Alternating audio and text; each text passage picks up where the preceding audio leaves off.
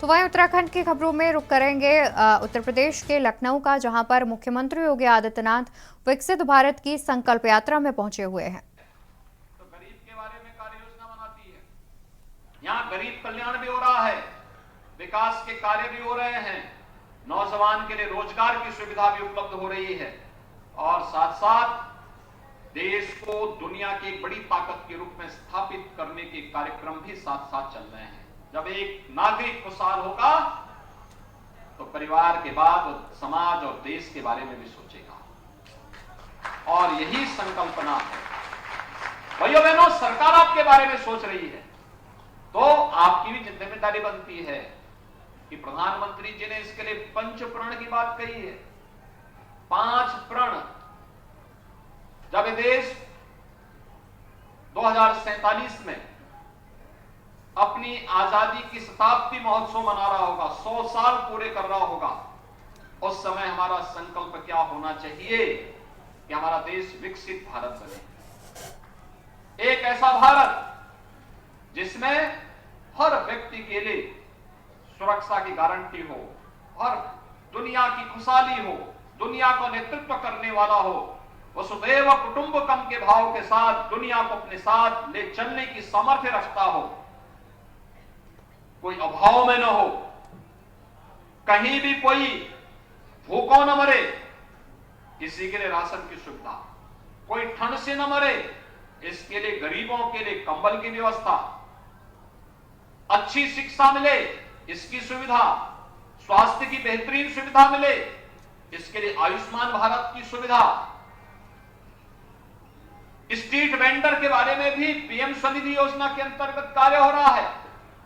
रोजगार सृजन के लिए भी प्रधानमंत्री रोजगार सृजन योजना के माध्यम से कार्य में उपलब्ध कराया जा रहा है। परंपरागत हस्तशिल्पी और कारीगरों के लिए पीएम विश्वकर्मा योजना प्रारंभ की गई है।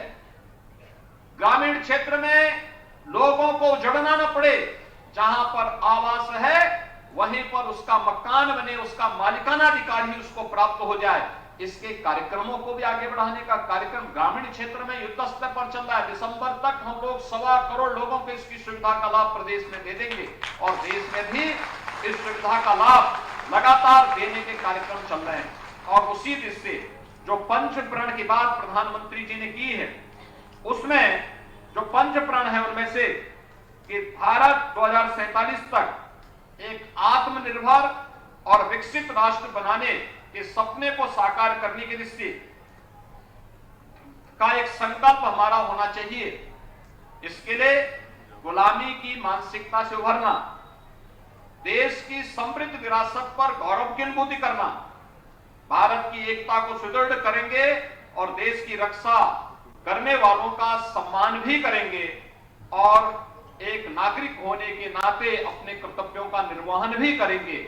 इन सभी संकल्पों को आगे बढ़ाने के लिए आत्मनिर्भर भारत से लेकर के अपने नागरिक कर्तव्य तक इसमें गुलामी की मानसिकता को भी समाप्त करना है, अपनी विरासत पर गौरव की अनुभूति भी करना है और भेदभाव की रेखाएं जो करने का प्रयास होता है, जाति मत मजहब के आधार पर बांटने के कुत्सित प्रयास होते हैं, इनसे उभरना, क्योंकि ये विकास में बाधक तत्व हैं। जो लोग विकास नहीं चाहते वे परिवारवाद, जातिवाद, मत और मजहब के आधार पर समाज को बांटने का कुत्सित प्रयास करके विकास के एजेंडे को पीछे धकेलने का प्रयास कर रहे हैं और उस विकास के एजेंडे से हटने का मतलब एक गरीब के चेहरे से खुशहाली को हटाना और उस खुशहाली को लाने के लिए ही एक कार्यक्रम प्रारंभ हुआ है।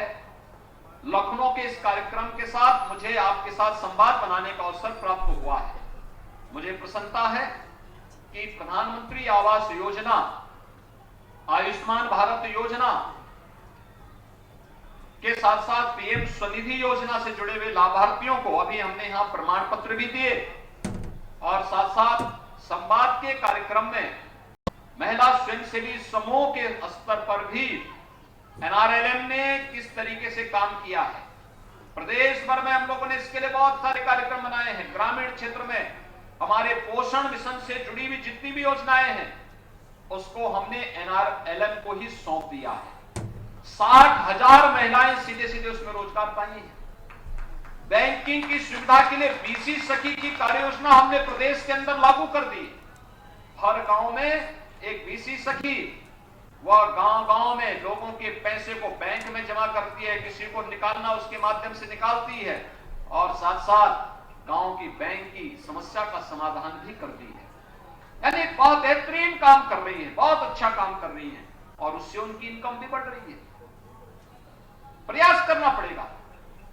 उस प्रयास के लिए सरकार का प्रोत्साहन आपके साथ में, सरकार का संबल आपके साथ में है और इसी संबल को आगे बढ़ाने के लिए, जागरूकता के लिए, लोगों को जोड़ने के लिए, लोगों के मन के उन भावों को दूर करने के लिए, अरे साहब कुछ नहीं हो सकता, इससे उभरना पड़ेगा। जिन लोगों ने अच्छा काम किया है, जिनको प्राप्त हुआ है, उनको वे लोग अपनी कहानी बोले, जिनको नहीं मिला है उनको भी मिलेगा।